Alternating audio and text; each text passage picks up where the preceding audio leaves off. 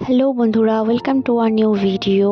তো আশা করি সবাই ভালো আছো, সুস্থ আছো, আর আমিও ভালো আছি।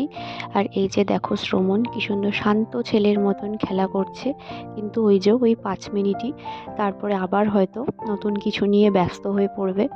তো যাই হোক, ওই ফাঁকে আমি রান্নাটাও কিন্তু করে নিচ্ছিলাম। তো আজকে বেশি কিছু করিনি, তো করেছিলাম সব কিছু সবজি দিয়ে, মানে গাজর, বিনস, আলু সব কিছু দিয়ে একটা মাছের ঝোল। কারণ আমি আর ছেলেই রয়েছি, ওর পাপা এখন একটু বাইরে রয়েছে, তো ওই জন্য দুজনের জন্য। আর তো কিন্তু এইভাবে সব সবজি দিয়ে মাছের ঝোল খেতে ভালোবাসে, মানে বিশেষ কিছু আমাকে করতে হয় না।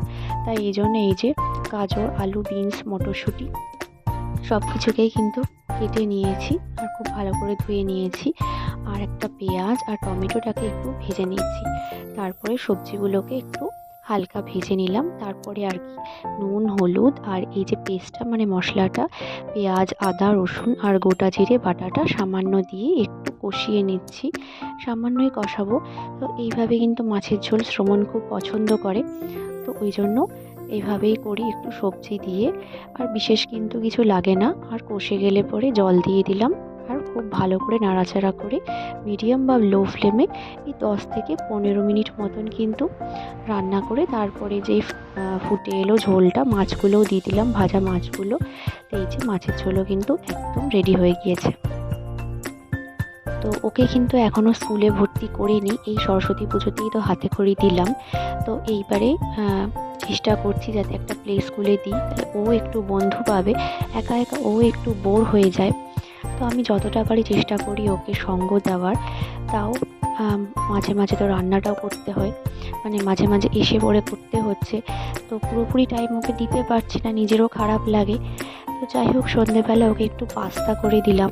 পাস্তা কিন্তু খুবই ভালোবাসি ও। তো একটু গাজর আর ক্যাপসিকাম হালকা ফ্রাই করে তারপরে কিন্তু সেদ্ধ করে রাখা পাস্তাগুলো দিয়ে আর এই যে সস দিয়ে পাস্তা কিন্তু ওর একদম রেডি হয়ে গিয়েছে।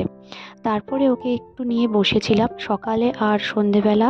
ওকে কিন্তু আমি এখন লেখাতে বসছি, পড়ার থেকেও বেশি কিন্তু এখন একটু লেখাতে জোর দিচ্ছি, যাতে লেখাটা ও তাড়াতাড়ি একটু শিখে যেতে পারে, মানে এই 4-5টা লেটার অন্তত ওকে শিখাতে পারি, তাহলে স্কুলে ভর্তি হলেও ওর অতটা ওর চাপ থাকবে না। আর একটা ডিসিপ্লিনের মধ্যে থাকলে যে না, হ্যাঁ আমাকে রোজ 10 মিনিট হলেও বসতে হবে, এইটা যদি মানে ওকে বোঝাতে পারি যে না, তাহলে কিন্তু ও আস্তে আস্তে ওর আগ্রহটাও কিন্তু বাড়বে, আর লেখাটা কিন্তু ডিসিপ্লিনের মধ্যেও চলে আসবে।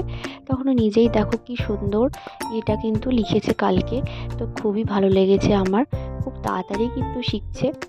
যাই হোক, আস্তে আস্তে ওকে চেষ্টা করছি। তো এই ছিল আজকের ছোট্ট একটা ব্লগ। যদি ভালো লাগে থাকে ভিডিওটা, তো অবশ্যই কিন্তু লাইক করে সাবস্ক্রাইব করে পাশে থাকবে।